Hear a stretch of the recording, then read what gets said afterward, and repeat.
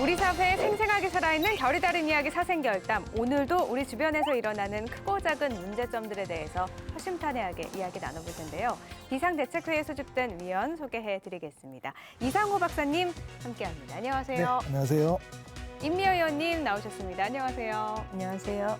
김성진 의원님 함께합니다. 안녕하세요. 안녕하세요. 천영길 기자님 자리하셨습니다. 네. 안녕하세요. 안녕하십니까. 네, 오늘도 이렇게 다 뭉쳤습니다. 저는 이 멤버가 참 좋아요. 어떻게 밖에 날이 너무 더워요. 아침 저녁에 일교차가 굉장히 심해서 감기 걸리기 딱 좋은 그렇죠. 그런 시절이에요. 또 안에 오면은 에어컨을 세게 트는 데도 많아서. 인류의 발전사 중에 가장 중요한 발명품을 꼽으면 에어컨이라 그러더라고요, 그게. 예전엔 에어컨 없이 어떻게 살았나 싶어요. 그러니까 사람들의 활동 범위를 어쨌든 그 여름까지도 이렇게 활동 범위를 넓힐 수 있는 거. 전기의 발견이 사실은 사람의 그 활동 시간을 낮에 밤까지 늘렸다면 그 에어컨의 발명은 사실은 굉장히 더운 시절에 쉬기만 하고 이렇게 아무것도 못하는 시절을 사실 활동 시기를 좀 바꿔놨죠. 그래서 에어컨 때문에 지금도 열심히 해서 나가셔야 되잖아요.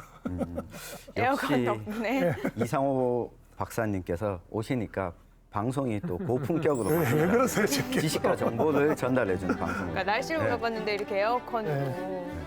오늘도 이렇게 비상대책회의 소집에 응해주셔서 고맙습니다. 지난번에 저희가 이철우 도지사 도정 1년 평가를 했었잖아요. 네. 그래서 경북 북부 지역 9개 시군의 1년 행정은 어땠을지 또 궁금해하시는 분들도 많이 계십니다. 그래서 오늘은요, 이 시간에는 경북 북부 9개 시군 민선 7기 1년 평가에 대해서 크게 4가지 주제로 나눠서요, 결이 다른 이야기로 짚어보도록 하겠습니다. 평가를 내리신다면 몇 점 정도 주실 수 있으세요? 한 3점 정도 별점, 5점 만점에. 저는 그냥 12개 정도. 제가 사실 전반적으로 느끼는 거는 딱 이런 느낌이에요. 그냥 바꿔놓으면 뭐하노? 변한 게 하나도 없는데. 법정에서는 유죄지만 내 양심은 무죄다. 이런 사건을 보면 진짜 화가 나죠. 내가 조사해봤더니 니가 안 났네. 요와 골프장 짓노. 말하자면 해서는 안 될 일을 한 거죠. 공무원이 바라보는 이 사건의 온도와 국민이 바라보는 온도는 너무나 달랐다는 거죠. 지금 사생결담에서 계속 비를 뿌려야 장마예요. 돼. 지금 장마예요. 지금 그 소나기 아닙니다. 잠깐 그친 비예요. 네, 그럼 먼저 경북 북부 지역 9개 시군 민선 7기 1년 평가에 대한 이상호 위원님의 결담 들어보죠.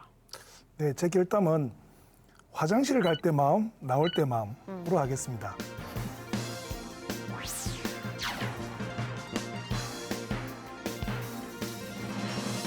사실 사람들이 이렇게 화장실 갈 때 보면 되게 급하면 딱 눈에 보이는 것밖에 없잖아요. 그래서 그때 사실은 굉장히 무리한 약속도 하고 어떻게든지 화장실 가는 게 목적이니까. 근데 나오고 나면 이제 모든 게 이제 온갖 게 다 보이기 시작을 하죠. 약속 잘못된 것도 생각날 거고 본전도 생각날 것 같은데 사실 뭐 두 분도 마찬가지인데 이게 이제 표를 얻어야 되는 이 절박한 상황이 거의 그 화장실 갈 때의 마음인데 그게 실제로 이제 그 이후로도 지속적으로 좀 지켜지고 있는지 또 그 약속에 대해서 좀 고민하면서 이렇게 약속하고 또 된 약속을 좀 지키려고 하는 노력들이 있어야 되는데 실제로 보면 좀 안 그렇다는 느낌들이 조금 많아서 좀 아쉬움이 좀 있다라는 생각을 가지고 이렇게 결정을 준비했습니다. 화장실 갈 때하고 나올 때 많이 바뀌세요? 저는 많이 달라요. 워낙 자활동이 이렇게 풍성하기 때문에. 네. 민선 7기 기초자치단체가 들어선 지 1년이 됐습니다. 오늘 경북 북부 지역 9개 시군 민선 7기 1년 평가를 내릴 텐데요. 아마 이 오늘 회의 소집되기 전에 한번 쭉 살펴보셨잖아요. 네. 평가를 내리신다면, 점수를 주신다면 몇 점 정도 주실 수 있으세요? 저는 그 평범하게 이게 워낙 점수도 많이 주고 받아봐서 한 3점 정도 별점, 5점 만점에 그렇게 좀 주고 싶은데 이게 한 60점 정도 되잖아요, 그죠? 근데 이게 제가 볼 땐 사실은 뭐 큰 실수가 있었는 것 같다는 느낌들은 별로 없는데 그만큼 사실은 체감도도 거의 없다. 방송 권역인 9개 시군을 보면 우리 이렇게 요약할 수 있죠. 이렇게 5초, 2제, 2, 3. 그러니까 5분의 초선, 또 2분의 재선, 2분의 삼선인데 이게 지금 5분 중에 한 분은 조금 애매해요. 이게 왜냐하면 그 봉화군수인 엄태양 군수는 사실은 사선으로 보는 게 정상이겠죠, 아마. 근데 어쨌든 제가 이제 이 5초라고 말씀드렸던 건 초선들이 이만큼 많다는 말은 뭔가 이렇게 굉장히 좀 강한 변화 열망들에 의해서 만들어졌고 또 그러면 굉장히 강하게 이렇게 뭔가를 변화가 이렇게 좀 지속적으로 체감할 수 있을 만큼 돼야 되는데 그게 거의 없다는 점이 좀 되게 아쉽다라는 점에서 제가 그렇게 점수를 매겼습니다. 그럼 별 3개. 별 3개 정도. 저는 네. 그럼 거기에다가 기대를 조금 더 합쳐서 3.5점 주겠습니다. 굉장히 후하신데요, 그래도. 점점 올라가나요? 아니 그 0.5는 이 기대죠. 이제 임기 1년이 지났으니 남아있는 임기 3년 최선을 다하고 잘해달라는 기대를 보태서 3.5점으로. 저는 별 2개 반. 예. 그러니까 이 9개 시군이잖아요. 9개 시군인데 어느 시군은 뭐 4점을 별 4개를 주고 싶은 시군도 있고 어느 시군은 1개를 주고 싶은 시군도 있어서 이 차별하면 안 되니까 평균 내서 2개 반. 이건 차별하는 건 아니죠. 예. 잘한 건 잘했다고 하는 거니까요. 냉철한 평가지. 네. 네. 그 이따가 저희가 뭐 하나하나 하나하나 보도록, 짚어보도록 하겠습니다. 이렇게 생각해요. 행정을 펼친다는 것은 어쩌면 잘하는 것은 당연하죠.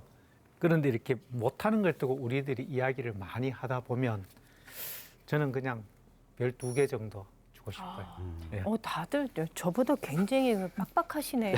그러게요. 아니, 근데 생각보다. 제가 사실 전반적으로 느끼는 거는 딱 이런 느낌이에요. 그냥 바꿔놓으면 뭐하노? 변한 게 하나도 없는데 이 느낌이 지금 워낙 좀 강하다는 느낌을 좀 가지고는 있어요, 사실. 네. 4년 중에 1년인데 시작이 반이잖아요. 그러니까 1년을 잘 평가를 내리면 앞으로의 3년을 더 잘 해나가지 않을까 하는 차원에서 저희가 1년을 한번 전반적인 평가를 들어봤는데요. 구체적으로 살펴볼게요. 오늘은 4가지 주제로 이야기를 나눠볼 텐데 가장 먼저 살펴볼 주제는 부정부패에 얽힌 경북 9개 시군입니다.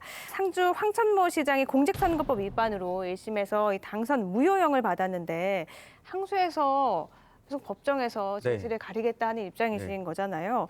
앞으로 추이를 좀 예상해 볼 수 있을 것 같은데 시정을 이렇게 보면 어떤 영향을 끼칠까요? 지금 아주 많은 영향을 끼치고 있죠. 우선은 지금 1심에서 징역 1년, 집행유예 2년 선고가 5월 달에 나왔고요. 네. 그리고 이제 항소를 했어요. 이 황천모 상주시장이 이렇게 말하면서 항소를 했는데요. 법정에서는 유죄지만 내 양심은 무죄다. 네. 이렇게 밝혔는데 지금 정황적인 증거나 그리고 이 증언한 사람들의 이야기를 종합해 보면 사실 이거 빠져나갈 구석이 별로 없어 보이는 상황입니다. 지방선거가 끝나고 나서 선거 사무장을 포함한 선거 캠프 관계자에게 이 지인인 기업가를 통해서 돈을 2천여만 원을 준 거죠. 이 불법 정치자금 혐의이기 때문에 이 재질이 악하다고 1심 재판부는 판단을 했는데 황천모 시장은 본인이 그걸 주라고 한 적이 없다. 근데 주변에는 다 그렇게 이야기를 하고 있어요. 이 항소심과 대법원 상고심까지 가게 될지 뭐 알 수 없지만 아무래도 1심에서 이런 판결이 나오니까 공무원들이 시장이 바뀔지도 모르는데 내가 지금 이 시장님 그 시정에 맞춰서 열심히 하게 되면 바뀐 시장님이 들어오게 되면 괜히 나는 찍히지 않을까 이런 것 때문에 공무원들이 적극적으로 나서서 시장님 이거 해봅시다 라고 제안할 수 없는 상황이 된 거죠. 이 보니까 그 상주 사회가 좀 그런 것 같아 보니까 공무원 사회에서 벌써 내년 재선거를 대비해야 되는 거 아니냐라는 얘기가 이렇게 뭐 술자리나 이런 데 간혹 이렇게 나오나 봐요. 그러면 사실 이미 그게 그렇게 나온다는 얘기는 더 이상 이게 앞으로의 어떤 그 뭐랄까 이렇게 동력이나 이런 것들 좀 밀고 가기 굉장히 좀 쉽지 않은 상황인데 사실 이게 그 조금 되게 아쉽다는 느낌을 많이 갖는 게 우리가 이제 선거 과정은 사실 화장실 갈 때 마음이니까 온갖 방법을 써서라도 좀 그 이 문제부터 해결하고 싶기는 하겠지만 그렇다 하더라도 이게 우리가 이제 실무자하고 달리 이게 그 정치인이나 혹은 가장 앞에 서는 리더들에게 우리 사회가 가장 많이 요구하는 게 사실 도덕이거든요. 그리고 이 도덕을 기반으로 해서 그 사람이 하는 말에 대한 그 신뢰가 만들어지게 되고 그 신뢰를 기반으로 해서 사실은 그 다음에 그 사람의 정책에 계속 동력을 얻어가게 되는데 이 도덕성을 잃게 되면 그 사람의 신뢰가 떨어지고 나면 그 다음부터 그 사람이 하는 어떤 말도 사실은 이제 믿기 어려워지는 이런 어떤 그 단계를 계속 밟게 되니까 제가 볼 때도 이 정도의 선고 같으면 사실 2심이나 더 갔을 때 좀 바뀔 가능성이 있겠나라는 평가를 하시는 분들이 많은 걸 보면 이게 뭐 상주 시민들 입장에서 보면 굉장히 좀 안타깝죠 이게. 이건 뭐 제가 드리고 싶은 고언인데요. 시민들을 위해서라도 항소심에서 만약에 항소심에서도 같은 판결이 나오게 되면 스스로 좀 옷을 벗고 나가는 게 이 경북 사람들의 선비 정신이 아닌가 이런 생각을 해봅니다. 그리고 한때 유통 달인이라고 불렸던 이 청송 사과 유통공사가 8년 만에 폐업을 하게 됐습니다. 네. 그 이유는 비리 때문이죠. 농민들이 길에서 일군 사과를 유통해주는 곳이잖아요. 네. 그래서 이제 곧 사과철이 되면 피해가 더 클 것 같은데 빨리 좀 대책이 나와야 될 것 같거든요. 이런 사건을 보면 진짜 화가 나지요. 네. 네. 그러니까 정치인들의 부정부패로 인해서 자신들을 믿고 찍어준 유권자들한테 직접적인 타격을 주는 사건인데요. 그 2011년도에 청송군 예산의 60%, 그다음에 일반 그 농가들이 40% 투자를 해서 청송사과 약 6만 4천 톤 중에 해마다 한 10,000톤가량의 처리 능력을 가진 공사를 만든 거고, 실제로 이 공사가 유통의 달인이라고 얘기할 정도로 그동안 성과가 꽤 좋았어요. 네, 뭐 사과 사과 자판. 자판기 그렇죠. 그것도 개발. 부암산 밑에 가면 네. 1,000원만 넣으면 사과 자판기가 있는 거예요. 그거는 정말로 그 획기적인 아이디어였거든요. 그리고 청송 사과의 명성은 전국 어디를 가도 굉장히 그러니까 유명하잖아요. 근데 그런 역할을 했던 공사인데 이 사건을 잠깐 설명을 좀 드릴게요. 비자금을 조성했고요. 그래서 그 전 군수인 한동수 군수한테 뇌물을 준 혐의.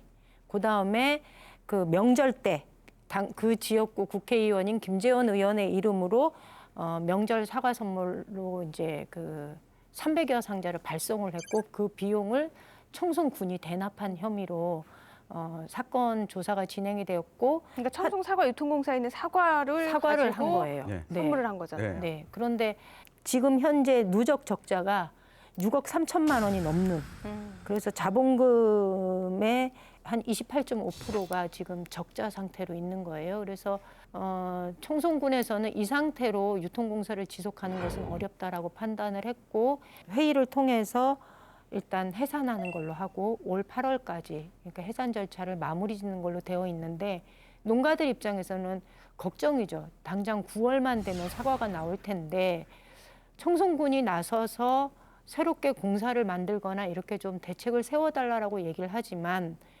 행정이 나서서 이런 이제 유통의 문제를 해결했을 때 전과 같은 사례가 발생하지 말라는 법이 없고, 네. 그래서 전문가들 입장에서는 행정과 전문가와 농민들이 함께 힘을 합쳐서 협동조합을 만들고 이 협동조합이 유통을 담당해 나가는 형태를 한번 모색해 보면 어떻겠냐라고 대안은 제시를 해놓은 상태이지만 아직 청송군은 이렇다 할 입장도 정하지 못했고 대책이 있는 것도 아니고 지금 청송 상태 그렇습니다. 청송군에 네. 지난번 이렇게 군수인 한동수 군수가 청송 사과유통공사라는 것을 정말 모래성을 잘 지었어요. 든든한 성이었는데 한편으로 보면은 이게 개인의 선물 창고처럼 나중에 변해가는 거죠. 결국은 지금 입장에서 보면은 그 성을 잘 쌓았다가 결국은 스스로 다 무너뜨린 결론이 났죠. 한때 이렇게 잘 운영이 될 때는 2014년 같은 경우는 청송 사과 생산량의 한 10%를 사과유통공사가 처리를 하고 단기 순이익이 3억까지 날 정도의 정말 잘 운영이 되었었는데, 아마 이 단체장을 쭉 오래 해가면서 여기에 여러 가지 어떤 부정적인 요인들이 개입이 되면서 유통공사의 운영도 어려워지고 이런 상황이 된 것 같아요. 결국은 이게 이런 문제가 생기게 된 그 출발점이 어딘지를 잘 봐야 이게 해결책을 만들 수 있을 것 같거든요. 그러니까 뭐 이건 무조건 해산 절차를 밟는다고 해서 이게 가능한 것도 아니고, 왜냐하면 그동안에 유통공사가 쌓아놓은 노하우라는 것은 절대로 무시 못하는 거거든요. 그리고 거기가 가지고 있었던 판매망이나 이런 것들은 시설의 문제가 아니에요, 이거는. 그렇기 때문에 좀 잘 판단해야 된다 생각해요. 지금 한 분만 도려내야 되는데 그냥 덮어버린 거. 네. 이 기사를 보면서 제가 제일 좀 답답했던 게 지금 67분 정도 남아 있는데 그분들은 무슨 죄예요? 이거 졸지에 지금 실업자 네. 되게 생겼는데 실제 이제 거기에 대한 대책이나 사실 또 그분들이 가지고 있는 그 노하우는 어떻게 할 거냐라는 문제는 제가 이분들 어떡하지 이 생각밖에 안 드는 거예요. 보고 그래서 이제 이 신임 청송 군수님한테 사과 유통에 대한 문제가 가장 임기 동안 중요한 문제지 않을까 싶습니다. 네, 앞으로 임기는 3년 남았습니다. 네. 그 사이에 올해 안에 좀 됐으면 좋겠네요. 이상호 위원님의 결어 듣고 이야기 나눠보죠. 계속 화장실 얘기해서 죄송한데요. 또 화장실 예, 얘기예요. 어쨌든 그 화장실 갈 때는 아무리 급해도 그 막는 사람 좁혀가면서 이렇게 들어갈 수는 없는 거잖아요, 그죠? 그래서 법을 어기면 안 되고요. 또 나온 후에는 사실은 자신의 한 약속을 좀 이렇게 곱씹으면서 이렇게 하는 그런 덕목이 좀 필요하지 않을까 싶습니다. 왜냐하면 3년 뒤에 또다시 다 화장실을 더 가셔야 되니까 이제 그때를 위해서 좀 신뢰 있는 어떤 이런 부분을 좀 만들어 놓으시는 게 필요할 것 같다는 생각입니다. 이 말이 굉장히 인상적이에요. 근데 3년 막상 뒤에 또갈 1년 거니까. 1년 정도 지나면요. 내가 화장실에 또 갈 거다라는 생각 별로 안 하거든요. 예. 3년쯤 되면 그때 하나요? 그때 하지. 다시 또 슬슬 급해지면 생각이 드실 것 같은데 계속해서 오늘 주제에 대한 김 의원님의 결담 들어보죠. 노래 한번 불러볼까요? 잘하실 것 같아. 계란 준비해야 되는 거 아니에요? 믿어도 되나요 당신의 마음을 흘러가는 구름은 아니겠지요. 뒤에 마지막도 이렇습니다. 철없이 믿어버린 당신의 그 입술 열어지는 앵두는 아니겠지요. 여전 재밌 같은데요. 7, 80년대 아주 이렇게 이름을 날렸던 재헌이라는 가수의 앵두라는 노래의 첫 부분과 끝 부분입니다. 역시 오선은 저는 다르시네요. 결담을 재헌의 앵두로 하겠습니다.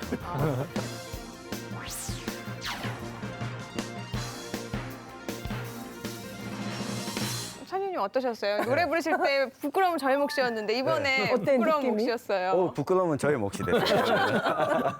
임 의원님이 특히 부끄러워하시는데 그리고 웬만하면 이 카메라 감독도 잘 웃지 않으시는데 오늘 빵빵 터지셨어요. 네, 첫 번째 주제는 저희가 부정부패였는데 두 번째 주제는 행정 업무를 부실하게 처리하거나 감독하는 시군입니다. 안동에서 도시공원 민간개발 특례 사업을 2년 전부터 추진해 왔는데 사업자 선정 특혜부터 또 고층 아파트 개발로 인해서 환경 훼손까지 문제가 여러 가지가 있잖아요. 이 도시공원 민간개발 특례 사업 그 주된 내용이 공원터 일부를 개발할 수 있게 하자는 거잖아요. 이게 도시계획상으로 공원지역으로 도시공원지역으로 지정된 곳을 네. 자치단체가 구체적인 사업 계획을 세우지 않으면 내년 2020년 7월 1일부터 전부 해제를 시켜줘야 되죠. 그렇게 되면 어떻게 되느냐 하면은 땅 소유자들이 이제는 적법 절차에 의해서 개발이 이루어지면 결국은 난개발이 될 수밖에 없다. 네. 그렇다고 해가지고 자치단체가 이 공원 지역을 전체 매입해서 또 공원으로 조성하기는 어려운 형편도 있고 하니까 도시공원 특례 사업이라는 이름을 정부에서 지어서 민간이 개발을 할 수 있도록 개발을 할 때는 어떻게 되는가 하면은 전체 공원 지역으로 지정된 면적의 70%는 공원으로 두고 30% 미만의 지역에 대해서 개발을 해서 거기에 나오는 이익으로 나머지 70% 지역에 대한 공원을 조성하는 사업이 되죠.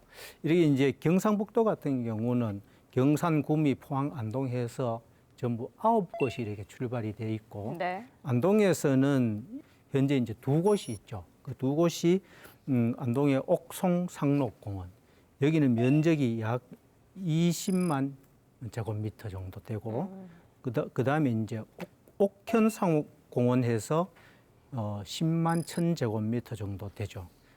옥송 상록공원에는 공원 면적은 한 77%, 나머지 23% 지역에 864세대 아파트를 짓겠다. 또 옥현공원에는 공원 면적 역시 77.4% 정도 남겨두고 나머지 면적의 596세대 정도 아파트를 짓겠다 하는 사업 계획이에요. 이게 이제 2017년부터 시작돼 가지고 2018년도에 사업자가 결정이 돼 있는데 안동 같은 경우는 한 1년, 2년 사이에 주택 여건이 많은 변화가 온 거예요. 네.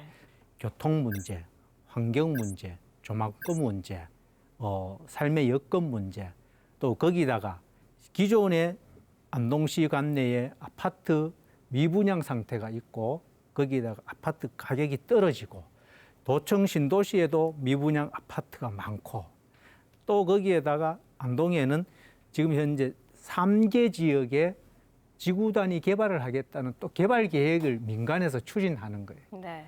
이 모든 것들이 동시에 돼 가지고 과연 이 사업을 계획대로 하는 것이 맞느냐, 맞지 않느냐, 또 아파트를 지어서 되겠느냐, 이런 문제들이 계속 제기되고 있는 거죠. 네, 말씀하신 것처럼 도시공원 일몰제에 따른 도시공원 민간개발 특례 사업에 대해서 안동시나 민간 시민연대는 의견이 굉장히 엇갈리는데요. 그 의견에 대해 양측의 의견을 직접 들어봤습니다. 먼저 화면으로 만나보시죠.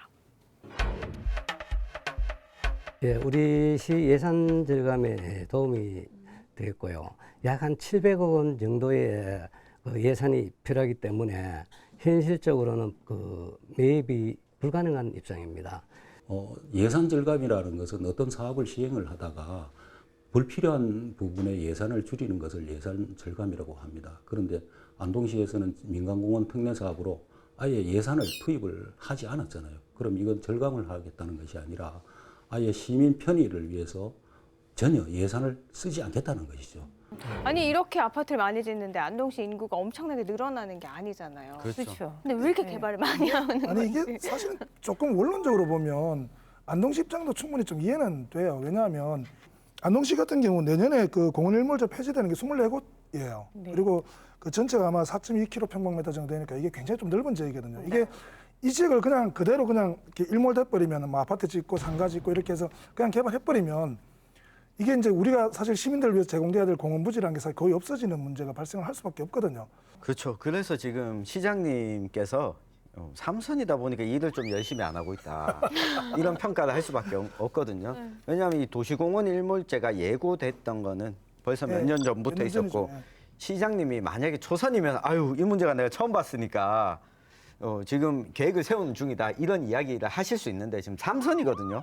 삼선이어서 안 한다니까. 그러니까 삼선이니까 쉬고 싶어서. 그러니까 천 의원님 얘기하신 것처럼 도시 전체에 대한 그림을 좀 가지고 있어야 되는 거죠. 그리고 정말로 공원 지역으로 보존을 하고 개발을 해야 되는 곳과 그 외에 이거는 정말 민간 개발업자한테 맡겨서 일부는 공원으로 하고 일부는 수익성이 나는 뭔가를 할 수 있도록 하는 것들 구분을 해야 된다는 거예요. 그러니까 저는 이 문제가 시민단체와 행정 사이에 아주 치열한 대립을 형성하고 있는 이 시점에서 이 문제를 해결하기 위해서 적어도 주민들의 의견을 어느 정도 듣는 과정을 가졌을까라는 것에 첫 번째 의문을 갖고요. 저는 먼저 주민들의 의견을 듣는 수렴하는 과정을 집행당국이 가져야 된다는 생각을 해요. 그리고 돈이 많이 들어서 매입을 못한다. 저는 그것에 동의하지 않아요. 이게 만약 필요하다라고 하면 저는 기금의 형태든 어떤 형태든지 간에 이거는 마련할 수 있는 거거든요.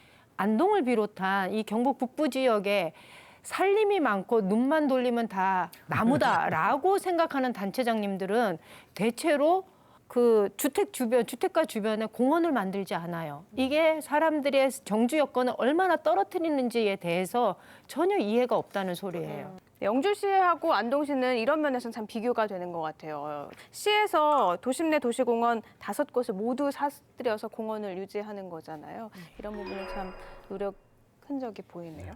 근데 봉화구는요, 영남 지자체 가운데 최초로 농민 기본소득 보장을 준다고 저는 이게 되게 솔깃했거든요. 그랬는데 민선 측이 엄태환 군수가 내세운 공약이었는데 원래 취지와는 조금 그렇죠. 후퇴했어요. 많이 후퇴했죠. 많이 네. 후퇴했죠. 보니까 보조금 형식으로 농업 경영 안정자금 네. 지원해 준다고. 네. 이거는 뭐 별반 다를 게 없는 네, 거죠. 사실상 그 농민 수당 기본소득 개념과는 확연히 바뀌어버린 거죠.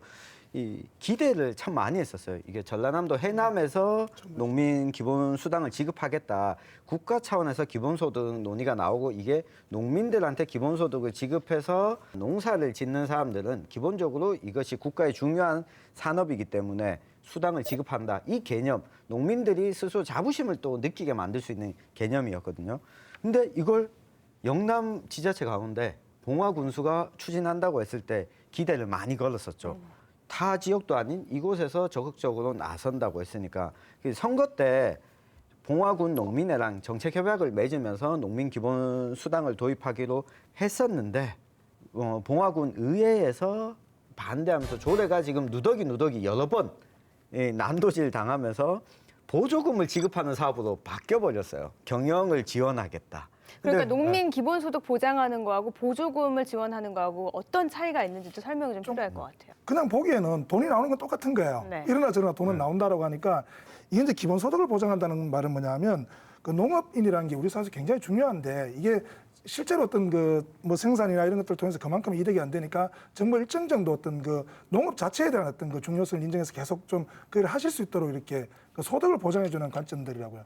근데 우리가 보조금이라고 하면 사실은 정확하게 얘기하면 정부가 어떤 목적성 사업을 진행하면서 그거를 국가가 할 수 없을 때 민간에서 그 일을 대행하도록 그 주는 예산이기 때문에 이미 이거 말고도 사실은 농업인들은 많은 보조금들을 받고 있어요. 받고 있는데 그 많은 보조금 중에 하나로 이렇게 이게 전락되는 순간 실제로 이제 이거는 농업인에 대한 어떤 그 예우라든지 농업인이 가지고 있는 중요도에 대한 것보다는 그냥 그 사업 하나에 집중하는 걸 이렇게 사업 성격이 확 바뀌게 되는 거죠. 그리고 이게 나중에 실제로 이제 예산이 혹시 집행되는 과정에서 그 이후로 정액되거나 불어나거나 하는 과정에서는 굉장히 많은 차이를 발생할 수밖에 없어요. 이 보조금 사업하고 그 소득 보장을 해주는 사업하고는 전혀 다른 결이 다른 어떤 그 예산 집행 항목이기 때문에 다를 수밖에 없는 구조 같죠. 그러니까 주는 사람 입장에서는 똑같은 예산을 가지고 경영 안정자금으로 지원되나 농민 수당으로 지원되나 뭐가 다르냐라고 얘기를 하고 조례를 만드는 과정에서도 그 명칭을 바꾸는 게 그렇게 크게 고민되지 않았던 것 같아요.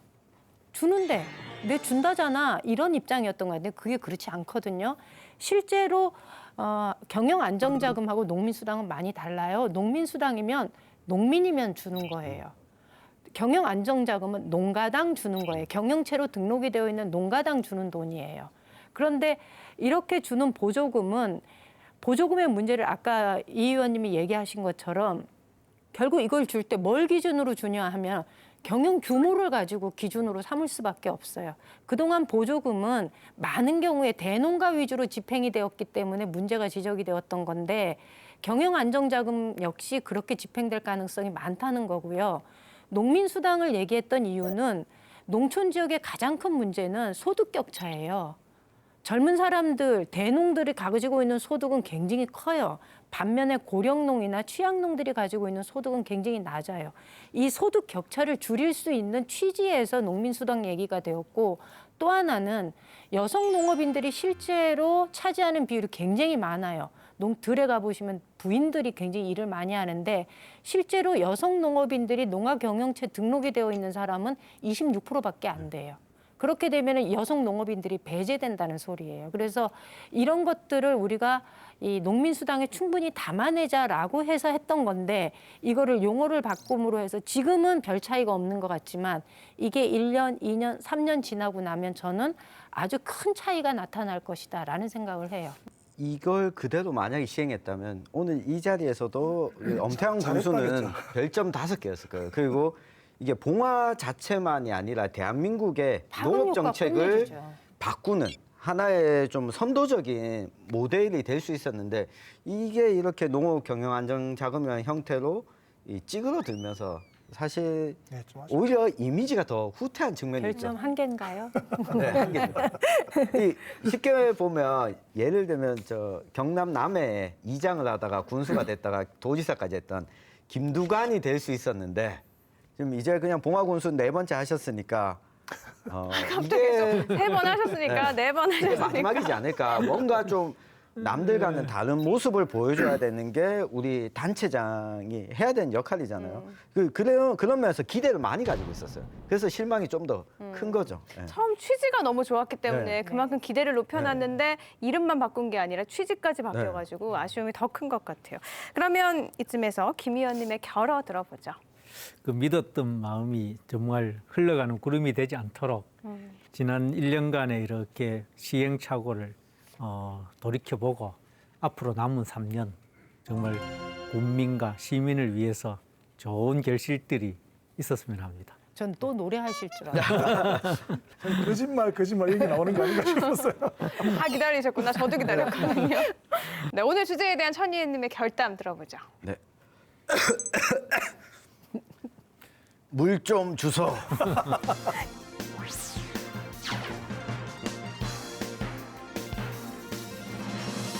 이제 연기까지. 아까 노래 나와야 말씀하셨잖아요. 돼. 네, 네. 그 노래를 드시고. 네. 여기 있어요. 늘 부끄러워. 사실 노래를 준비했다가 앞서 김성민 의원님께서 노래를 하셔가지고 순간적으로 많았겠어요. 고민을 하다가 가요 바꿨습니다. 프로그램인 줄 안다고요? 이제는 연기 무슨 오디션 같은 프로그램. 그러니까 제가 재채기라고 물 좀 달라고 하니까 이상호 위원님께서 주셨잖아요. 이 한대수 씨의 노래 물 좀 주소라는 노래를 보면 이런 거야. 내가 목마르니까 나한테 좀 달라. 나한테 관심을 가져달라. 이야기인데 정작 경북 북부 지역 시장 군수들이 보면 목마른 사람들한테는 별로 다가가지 않고 이미 물이 많은 사람들한테 계속 물통을 갖다 주고 있어요. 그래서 목마른 시민들을 좀 찾아다니는 행정이 필요하지 않을까. 지난 1년은 그게 좀 부족했다. 이야기를 드리려고 결담을 준비했습니다. 여기까지 오기까지 얼마나 많은 고민을 하셨는지 느껴집니다. 네. 세 번째 주제는요. 아마 시군에서 가장 경계해야 할 것 중 하나일 것 같아요. 시군의 탁상 행정, 전시 행정입니다. 많은 지자체에서 공통적으로 나타나는 문제인데요. 또 관심을 갖는 게 정책 인구 분야잖아요. 저는 이걸 듣고 좀 놀랐어요. 그렇죠. 네, 최근 문경에서 신혼부부나 2자녀 이하 가구 모두 510가구 대상으로 시장에 이렇게 서한을 보냈는데 이게 개인정보를 열람을 한 거잖아요. 그렇죠. 동의도 없이 네. 열람을 해서 거기에 보내서 애 네. 더 낳아라 이렇게 한 거니까 사생활 침해 논란이 일 저는 수밖에 이런 없죠. 이런 정책은 정말 기분 나빠요. 그거 하나 네. 왔다고 이걸 읽고 나 이게 더 나야겠어 이러진 않을 그래. 텐데. 우리 시장님이 애 하나 더 넣으래라고 한다고 애를 하나. 그게 좀 충격적이었어요. 이게 아까 제가 목마른 사람한테 가서 물을 줘야 되는데 개인 정보에 대해서 민감한 20, 30대들한테 이걸 보냈다는 게 그렇죠. 이것도 생각을 못했나 시장이? 이런 생각이 들더라고요. 그 2017년 1월 이후에 혼인신고한 사람들이랑 출생신고 가구를 행정 전산망에서 다 찾은 거죠.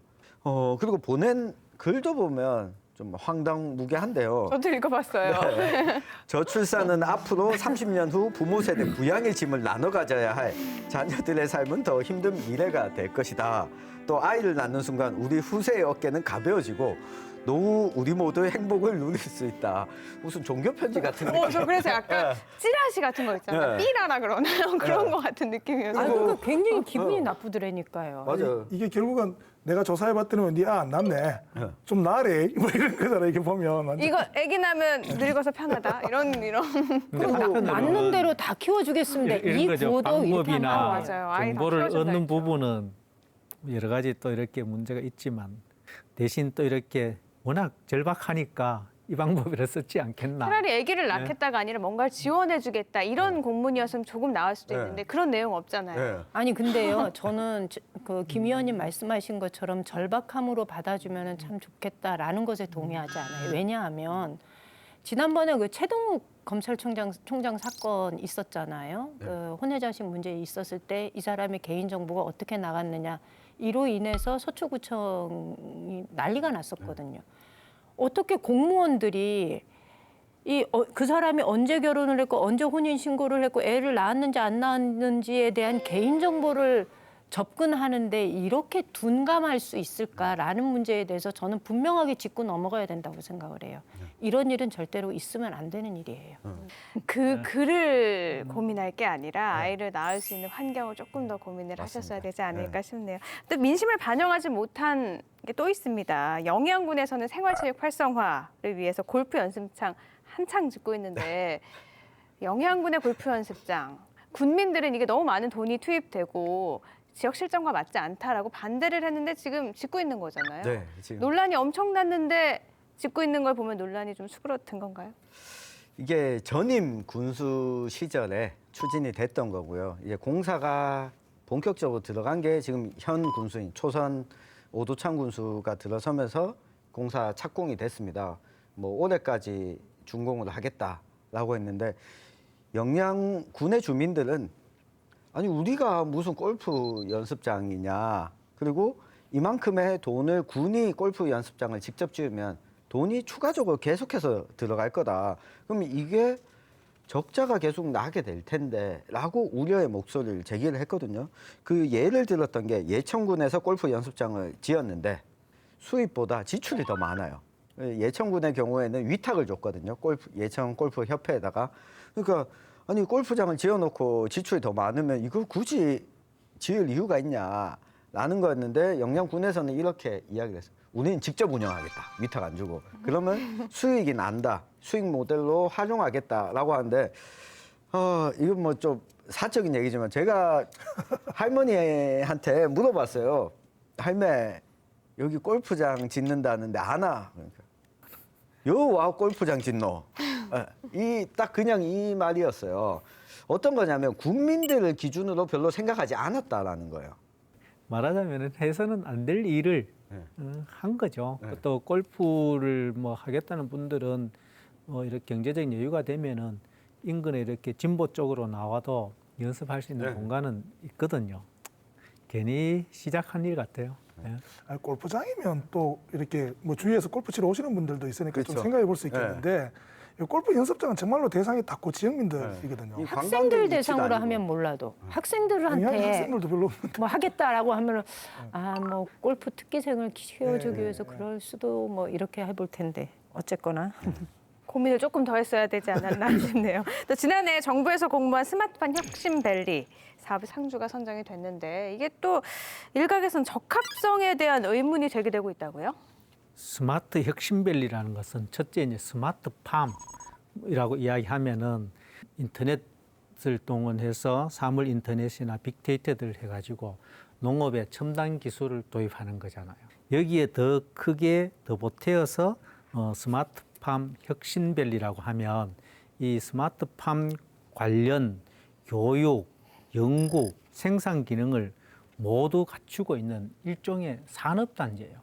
그래서 이 문재인 정부에서는 이 정책을 가지고 한편으로 청년 농업인을 유인하고 농업의 미래를 어떤 내다본다는 의미에서 이 사업을 시작했는데 이것이 어떤 기존의 농업과 결국은 상충될 수밖에 없는 일이죠. 예를 들면 도마도, 딸기 이런 걸 생산을 이 거대한 이 말하자면은 공장에서 하게 되는 거죠. 그래서 농민들이 굉장히 이렇게 우려를 하고 있는 거죠.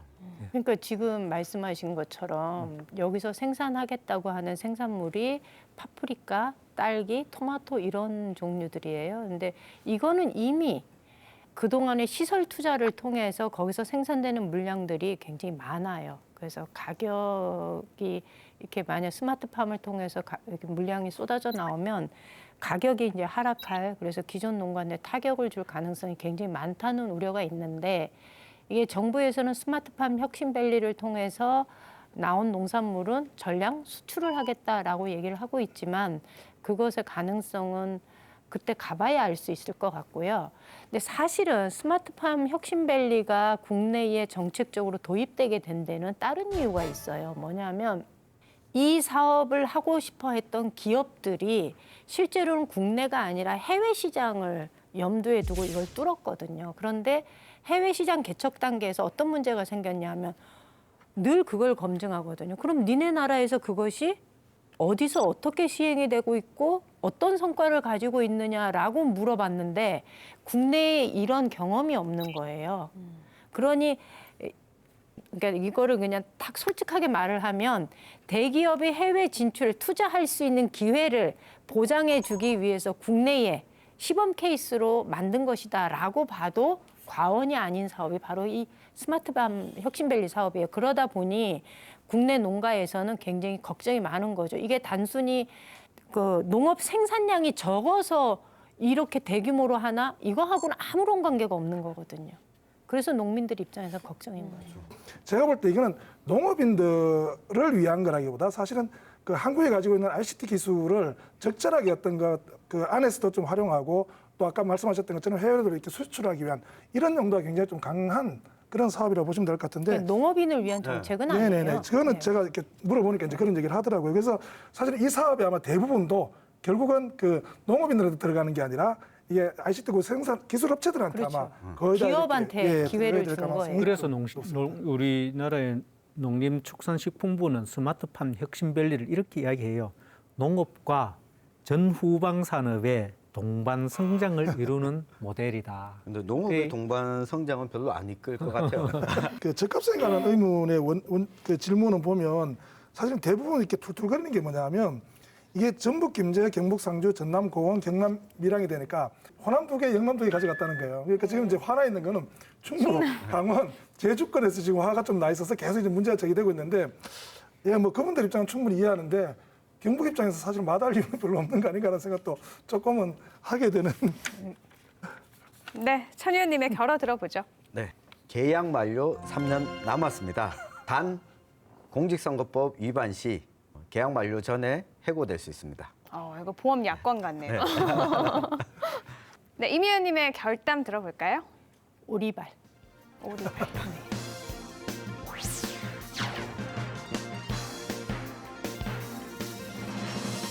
아니, 그러니까 행정을 보면요, 늘 이제 뭐 어떤 인허가 절차 과정에서 행정은 법률적인 검토만을 하고 허가를 내줘요. 그런데 그 과정에서 주민들의 목소리가 전혀 대변되지 않고 그러다 보니 갈등이 생겨요. 그런데 늘 이럴 때는 행정이 하는 얘기가 있어요. 업체 보고 내지는 사업 주체 보고 민원을 해결하고 와라 이렇게 얘기하거든요. 정작 허가를 내준 거는 당국임에도 불구하고 늘 이럴 때는 뒤로 빠지는, 그래서 이렇게 오리발 행정을 하는 경우가 너무 많아서 오리발. 네, 이번에 사건 사고 그리고 기타 다른 것들에 좀 알아볼까 하는데요. 이제 그만 얘기하고 싶지만 워낙에 큰 사건 사고였고 또 아직까지 해결이 되지 않아서 얘기를 할 수밖에 없어요. 최규일 의원 스티바 사건도 그렇고요. 영주시 장욱현 시장도 책임을 면할 수가 없잖아요. 네. 어떻게 되고 있나요? 저도 이 얘기 이제 그만하고 싶은데 최규일 제가 의원님이 사실은 이거 되게 싫어하실 것 같아요. 그래요. 사실. 근데 제가 2월 달에 이 사건이 이제 언론을 통해서 보도되고 난 다음에 그 뒤에 있은, 보통 2월 달이면 시의회에서 업무 보고 받는 시기거든요. 그래서 이 회의록을 한번 봤어요. 이 문제가 의회에서는 어떻게 다뤄지고 있느냐 그랬더니 2월 14일 날 영주시의회 업무 보고 시간에 보면 문화예술과장하고 의원하고 사이에 오고 가는 답변 중에 이런 얘기 나와요. 국회에서는 지방자치단체 업무로 가는 거니까 국회에서 여비를 줄 수 없다 이렇게 얘기를 하고, 그런데 누군가는 지급을 해야 되고 여기서 누군가는 지급을 해야 된다는 거죠. 그래서 그런데 업무는 영주시 업무고, 그런데 영주시 공무원은 아니고 최규일 의원이, 그래서 할 수 없이 민간인으로 분류를 했다. 적절하지 않다는 것은 안다. 그렇지만 이해를 좀 해달라. 불가피했다. 당시 그러면서 최규일 의원도 민간인으로 분류를 했지만 당시 의회 의장도 민간인으로 분류를 했어요. 그래서 여비를 집행한 거예요. 그래서 처음부터 끝까지 이제 담당 과장의 얘기는 불가피했다. 이렇게 얘기를 해요. 근데 저는 그 불가피라는 단어를 이렇게 쓰면은 되나라는 생각이 드는 거죠. 이거야말로 온도차가 극명한 거예요. 공무원이 바라보는 이 사건의 온도와 국민이 바라보는 온도는 너무나 달랐다는 거죠. 그래서 시장님 같은 경우에도 사과 성명서 하나 정도 내는 걸로 끝이고 오는 소나기를 좀 피해보자라는 식으로 그동안은 아무도 이 문제에 대해서 얘기를 더 이상 하지 않고, 또 의회도 더 이상 이 문제가 얘기가 되면 영주시의 체면이 자꾸 다 이제 낮아진다라고 생각을 하니까 더 이상 거론하지 않고, 그러면서 이 문제는 여기까지 흘러왔는데, 뭐 녹색당의 하승수 대표는 고발을 하고 나서 아직까지 이게 고발인에 대한 조사조차도 이루어지지 않으니까 강하게 항의를 하고 그러기도 하죠. 최소한 저는 최규일 의원이 자기 부분에 부담됐던 비용은 지금은 반납하는 게 좋겠다. 이 정도 왔으면 제가 조언을 하나 해드리고 싶어요. 아니 그 경상도 남자가 그 미국 갔다 오는 800 고작 800만 원 가지고 장욱현 시장이 의원님 그 돈 얼마 된다고 그럽니까? 그 800만 원 정도 내십시오. 뭐 공직생활 오래 하셔가지고 그 정도 돈 없지도 않는데, 그럼 이야기하면 허허 자네가 그렇게 얘기하니 내가 자네 말을 들어야 되겠네. 이게 선비 아닙니까? 저는 경상도 이거 있지 않나요? 마? 네, 마. 이거 하나 될 것 같아요. 마! 그러니까 그러면 해결되지 좀 않을까? 그렇게 정리할 수 있는 문제인데, 이 이후에도 아까 김성진 위원님이 이야기하신 것처럼 환수 조치도 안 하고 환수를 본인이 하겠다는 의사를 밝히지도 않고, 이게 비가 지금 그치길 기다리는 건데 지금 사생결단에서 계속 비를 뿌려야죠. 장마예요. 네. 지금 장마예요. 지금 소나기 아닙니다. 잠깐 네. 그친 비예요. 이거 마가 근데 어린 사람한테 높은 사람한테 할 수 있는 거예요? 뭐 해도 괜찮습니다. 아, 그래요? 알겠습니다. 지난 녹화에서도 한번 얘기했던 건데요. 예천군이 축구 종합센터 유치를 위해서 특별히 한 일 없다. 저희가 그렇게 얘기를 했었잖아요. 그런데 예천군에서는 굉장히 아쉬워하는 분위기였어요. 이런 온도차 어떻게 보세요? 3위 했던 거잖아요. 제가 봤을 때는 이것은 결국은 수요자 중심으로 결정이 되었다. 그 예천 같은 경우도 어디든지 아쉬움이 다 남겠죠. 남는데 저는 일단 접근성 면에서 감당하기가 어려운 부분이 아니냐. 거기다가 이미 예천은 양궁으로 굉장히 특화돼 있고 모르겠어요. 축구로서는 그렇게 어떤 국민들에게 이 인식될 만한 일들이 거의 없지 않느냐. 아예 예. 없죠. 이래서 결국 이 수요자 중심으로 결정이 되었다고 보는 것이 맞다고 봐요. 저도 그 결과가 처음 나왔을 때 무슨 생각이 들었냐면 수도권 중심으로 세상 모두를 바라보는 이 속 좁은 인간들 이 생각이 딱 들은 거예요.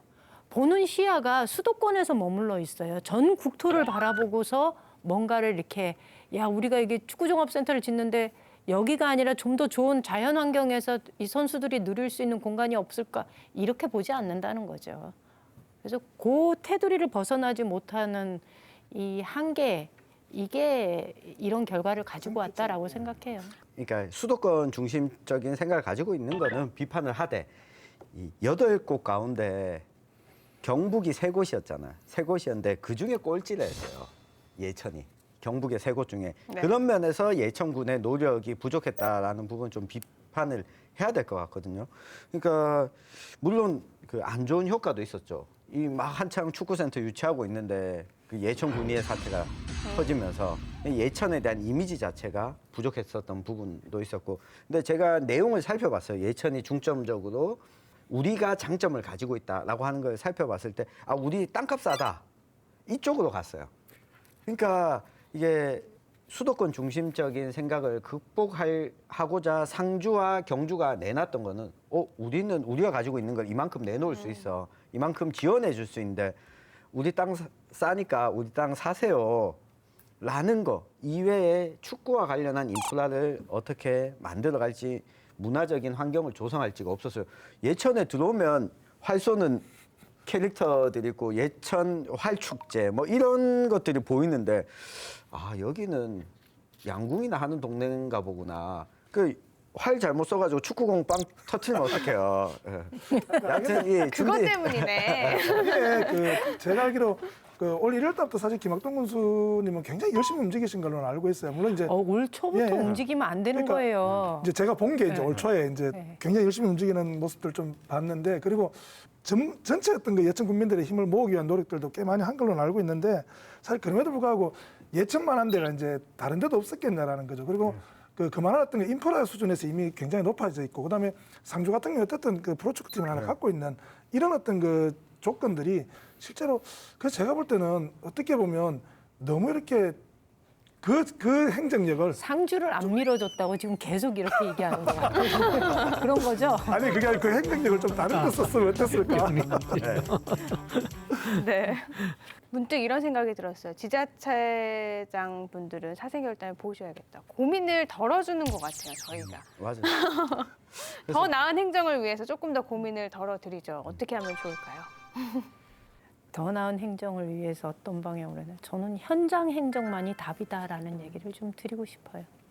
저는 그 조금 되게 원론적이지만 마음을 조금 다시 먹어주셨으면 좋겠다. 이게 우리나라가 보통 정치구도상 대통령이 굉장히 중요하고 광역단체장 중요하고 기초자치장은 그보다 조금 떨어진다는 생각들을 본인 스스로도 하고 뭐 일반 시민들도 할 수도 있을 건데, 그 조선시대 이후로 지금까지는 늘 보면 가장 그 내 삶에 직접적으로 이렇게 영향을 미치는 사람들은 가장 가까이 있는 그 기초단체장들, 옛날 같으면 현감이나 수령들이 사실은 자기 삶을 거의 99% 결정해 버리거든요. 그래서 본인이 이제 그러한 역할을 하고 있다는 사실을 조금 알고 나의 작은 생각이 우리 국민과 시민에게 바로바로 어떤 영향을 미칠지를 조금만 고민해 보면 사실 의외로 좀 그 이렇게 답이나 이런 것들이 많이 그 새로운 생각들이 많이 있을 수 있겠다 싶어요. 시장 군수의 입장에서는 시장 군수가 하고 싶은 일을 하는 것이 아니고 시민 군민이 하고 싶은 일을 하는데 그것을 하는 사람들은 누구냐? 공무원들이 결국 할 수밖에 없다. 그럼 시장 군수는 공무원들을 일 잘할 수 있도록 정말 격려해주고 하는 역할. 그래서 공무원들이 이를 두고 판단에 여러 가지 혼선이 오고 결정을 잘 못할 때 그때 결단력 있게 책임 있게 하는 것이 좋겠다. 예. 저는 뭐 세 분께서 중요한 것들은 짚어주셨으니까 기왕이면 이 경북 북부 지역에 있는 단체장 9분이 그 평범한 단체장이 안 되셨으면 좋겠어요. 그래서 넘들이 가지 않는 길을 한번 가봐야겠다. 이런 자세로 남은 3년 임기는 좀 해보셨으면 좋겠거든요. 특히 시민들이 어디 내놔도 자랑스러워할 수 있는 정책이나 이 패러다임을 전환할 수 있는 것들을 좀 내주셨으면 좋겠고 그걸 우리 사생결단에서 한번 다룰 수 있는 기회가 왔으면 좋겠습니다. 전 갑자기 이 얘기를 들으니까 잘한다 하면 잘하잖아요. 네. 경북 9개 시군 네. 단체장분들 하실 수 있어요. 하셔야만 합니다. 예, 끝으로 이미애 의원님의 결어 들어보죠. 지방자치 제도가 아무리 문제 많다고 이야기를 하더라도 지역 발전의 답이다라는 얘기를 드리고 싶습니다. 풀뿌리 민주주의의 핵심인 지방자치단체, 그중에서도 기초지자체의 역할은 중요합니다. 오늘 경북 북부 지역 9개 시군의 지난 1년간의 성과를 돌아봤는데요. 결과가 아닌 지금도 진행 중인 거겠죠. 앞으로 문제점과 비리는 극복하고 시민을 위해서, 지역을 위해 또 주민을 위해 더욱더 열심히 일해 주시기를 사생결담도 응원하겠습니다. 우리 삶에 생생하게 살아있는 결이 다른 이야기 사생결담, 안동 MBC 사생결담은 온라인을 통해서도 실시간으로 보실 수 있다는 점 기억해 주시고요. 다음 이 시간에는 경북 북부 지역 9개 시군 기초의회 편 다루도록 하겠습니다. 저희는 여기서 인사드릴게요. 시청해 주신 여러분 고맙습니다.